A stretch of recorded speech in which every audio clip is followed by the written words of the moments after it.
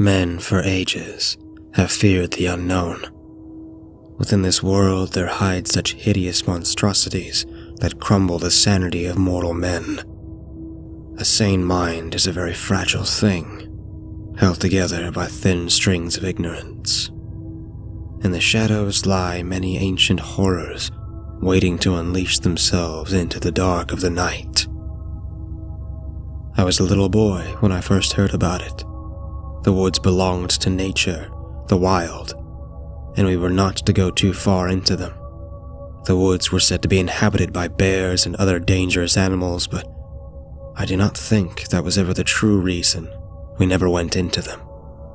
There was this feeling of sickening gloom and loss that one would encounter on getting too deep within the woods, and on top of that, there were the disappearances of a young boy, not older than 9 at the time, which kept us from entering. It was depressing growing up in a town like this.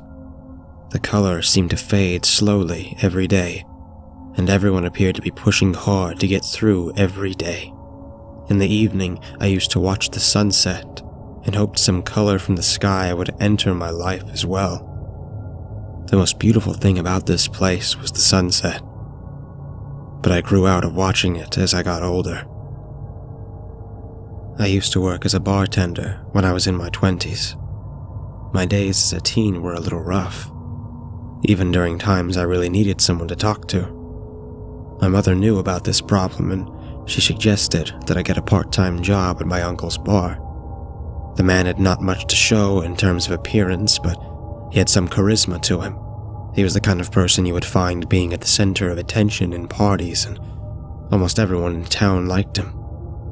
Owning a bar, he probably met a lot of different characters, and I guess that in some way, that had to do with his great social skills. Anyway, he taught me how to work the bar, mix a couple drinks and greet people with a smile, and ask them about their day. The first week I stood on his side, assisting him and just greeting the customers. It was a drag for a while, but then I got the hang of it. By a month, I felt my social anxiety fade away, and I actually enjoyed working there. I developed a strange fascination to listen to people tell me their stories. I watched people drown their sorrows in alcohol. I could almost smell the sorrow and depression they gave off. No one was happy in this town. I listened to tearful stories of a man who caught his wife cheating on him, another of some woman who had been conversing with the devil. I never rolled my eyes to them, but rather listened with keen interest, pretending to believe and maybe once in a while saying something encouraging. But at the end of the day, I didn't care much. It had been 2 years into the job, and my uncle had started to trust me to keep the bar working on my own. He wasn't the type of person to take days off for no good reason, but this month was different. My aunt was diagnosed with a brain tumor, and my uncle wanted to make the most of it while she was here. It was depressing to see a man larger than life have his life slowly sucked out of him. He had not been coming in at all, and I had been running the place all by myself. It was a rainy night and the bar was empty. I had been used to the emptiness. Perhaps it lacked the presence of my uncle, who was probably the only person in this town who still had some kind of happiness left in him. Well, at least before my aunt got sick. Business was really slow these days. My uncle had even hinted at the possibility of closing down the bar in our last conversation a few weeks ago. I was busy humming to myself, tapping on the wooden bar, as the door creaked open, and a man stepped in. He was soaking. The water dripped from him down to the floor, and I really didn't care much. This was our first customer today. He wore what happened to be a military uniform. I don't know much about the army, but his uniform, with all those badges and pins, made him appear to be really important. He wore a hat that matched with his uniform. He walked up to the bar and sat down in front of me. Scotch. Neat. I turned and began to pour his drink, after placing a napkin on the table. "How's the day going? Any plans tonight, sir?" "Plans? Yeah. His voice was deep and gravelly. His dark uniform seemed to absorb all light, and a feeling of unease struck me. His hat was fitted perfectly on his head, unmoving and remaining still. I'm going to finish this drink, then I'm going to go down by the lake and blow my brains out. Sir, are you okay? I asked him. I didn't care much, but I was a little interested in what he had to say. It had been a while since I had heard someone tell me their stories, and I felt a little bit excited. No. Aaron, he will come for me. I know he's getting closer. I was silent, hoping that he would continue. Who's Aaron? I could not resist. He spoke again. No. Aaron's gone. The king took him. The great king of the flesh throne. This was getting a little concerning. I felt unease as he said that name. There was something about it that triggered a primal instinct in me. An instinct that told me to run, to get as far away from this damn place as possible. Sir, do you need me to call someone for you? It all started with that cursed lake. This whole fucking town is cursed. What do you mean? I asked him. I was a little intrigued. Back when I was younger, I think it was the 80s or the 70s, Aaron and I were down in Mexico. We weren't stationed there, in fact, we were there to make some extra cash for ourselves. You see, when huge deals had to go down, one of the drug kingpins had the bright idea to hire men in military uniforms to pose as security. Rival gangs were too afraid to get involved with anything involving the government of a foreign country, and our employer was smart enough to not use this trick with recognizable faces, so that the deals went extra smoothly. Anyway, we were in for a big weapons deal, and it wouldn't happen until 2 a.m., so we decided to reach early and take a little walk in the woods. It was already dark, and because this was a very superstitious town, we figured that we wouldn't encounter any potential mugger in the thick woods. Me and Aaron kept on walking for an hour, talking about our lives and looking around at the foreign environment around us. It was beautiful in the moonlight. I felt like this was an amazing dream. What I didn't know was that this was a nightmare, the kind where a monster comes after you. He slammed the glass on the table with a loud thud that snapped me out of the trance I had gotten into while listening to his story. I observed his expression, trying to read a clue of anything that would tell me that this was all nothing but a fabricated tale out of the mind of a disturbed veteran. Nothing. We were walking for about an hour when we realized that we were lost. The path didn't make sense anymore. I didn't feel like we walked as far in as we had appeared to have been. We tried walking towards the direction we came from, but the way looked all wrong. The trees seemed to have been thicker and more twisted, and the leaves appeared to be denser. The moonlight seeing through the foliage was now dimmer. I was scared, and really, I was scared. Yes. Then we spotted what appeared to be a clearing. The trees were parted and it led us to a lake. That fucking lake. It was purple, and Aaron and me walked closer to it and dipped our feet in the cool water. There was something wrong about this place. I knew there was. I felt it. I felt an anxiety I'd never felt in my life. It was strange, and the more I tried not to think about it, it seemed to grow. Then I realized, this lake, we should have heard it from a distance. It was completely silent around us. I stepped out of the water on instinct, and Aaron just looked at me in confusion. He felt it too, I suppose, but he wasn't ready to admit it. I felt a strange feeling on land, as if what I was seeing was wrong and not meant to be. I ached with fear as I came to the realization that there was no moon or stars in the sky that made the lake glow in purple light. It was pure darkness, and whatever the lake reflected was not the moon or the stars. Just then, Aaron drew his pistol and aimed at the distance ahead. I followed his gaze and saw there was... The man held onto his chest as I walked over to him to ask if he was all right. I'm fine, boy. His eyes seemed to struggle to stay awake, and he rested his head on the table as I tried to help him back up. He jolted back up and leaned back a bit before sitting back upright and looking straight at me. This obviously startled me, but I was relieved. He seemed as if he was struggling to speak in drowsiness. So I poured him another scotch and he took a sip. I watched as a tall man, a man at least a few feet taller than the both of us, walked closer step by step. He was a dark silhouette at the distance we stood at. But the closer he got, we saw him more clearly. I will never forget that man, that thing.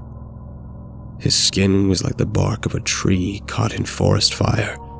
His arms were disproportionately bulkier than his thin body, his ribs peeking through his skin.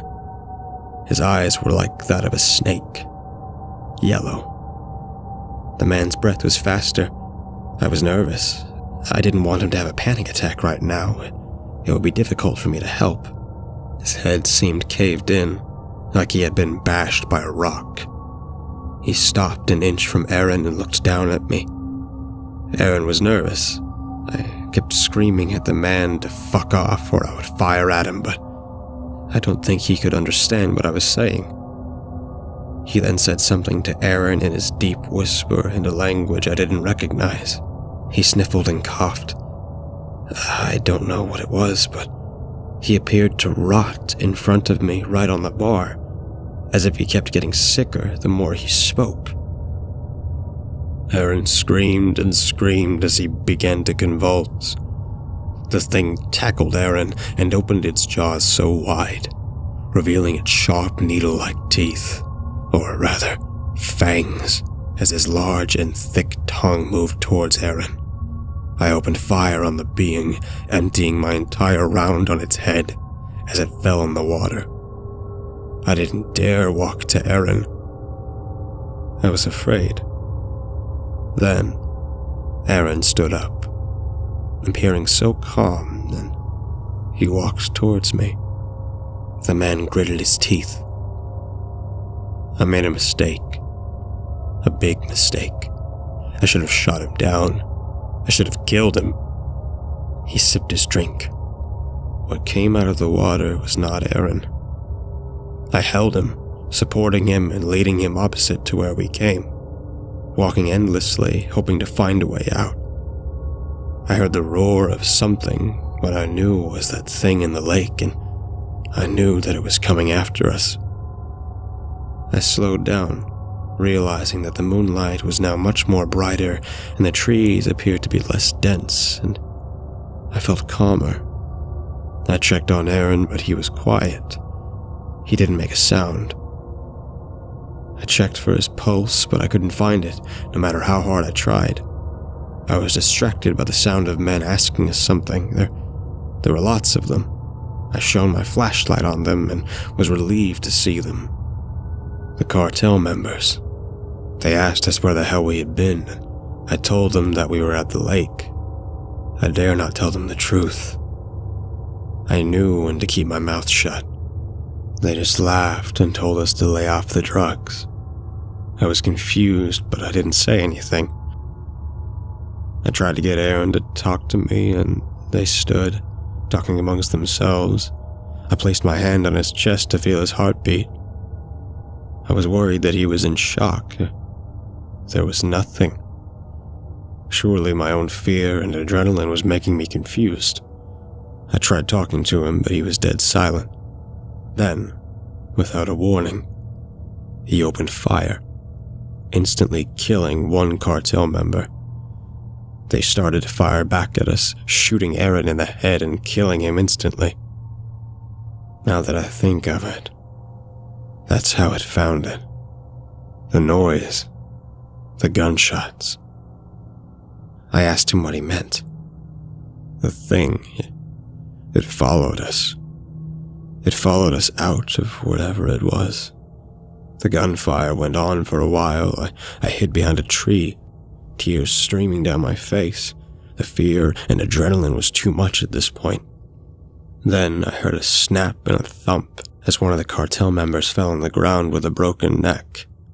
The thing had caught up to us, and I heard more gunfire and screams. There were sounds of tearing and crunching that I could not forget, no matter what.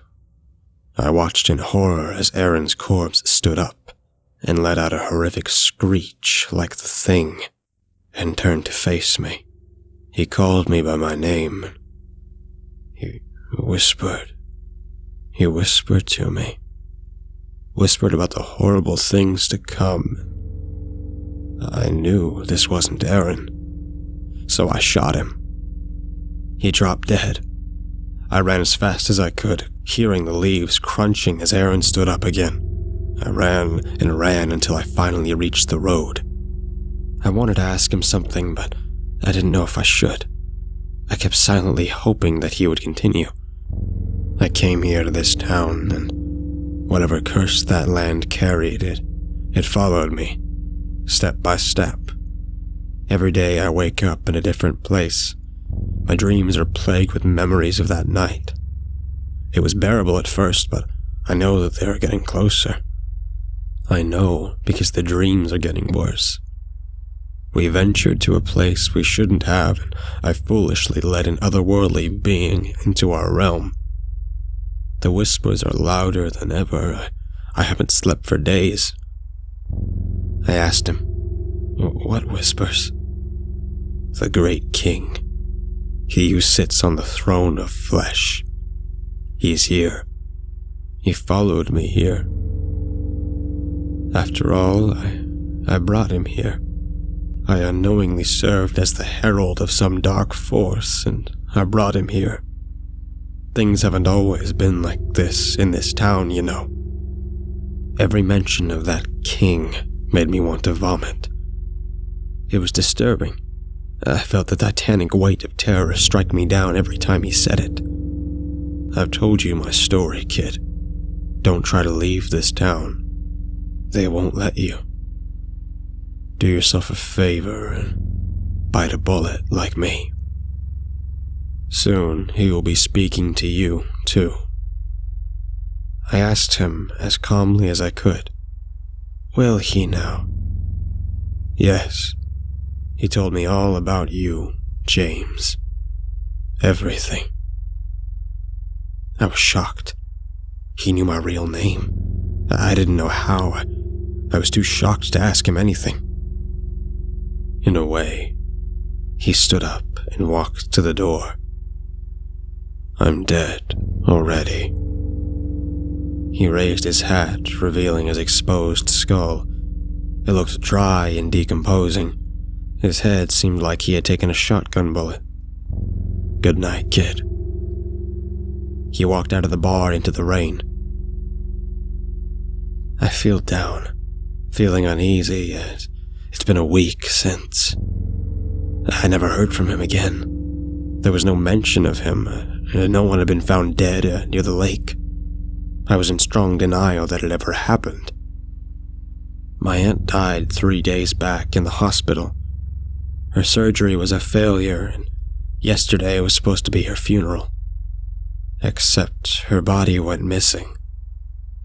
There were many cases of bodies going missing from the mortuary, and I thought this was all part of a sick joke. I hoped it was, until I heard the whispers. They don't get louder like the man said. They are loud. Ramblings of their great king, he who sits on the throne of flesh. I feel my sanity collapsing. I knew I would be mad soon, but before I go, I write this in my journal as one last entry. After that, I will go by the lake and watch the sun set one final time. He is left unbound, the great king freed from the chains of hell. He sits on a throne of flesh. He is unbound. The great king comes and claims what is his. He is left unbound. The great king comes and the living will cover in fear. He is left unbound. The great flesh king arrives and brings about a new age. He is left unbound.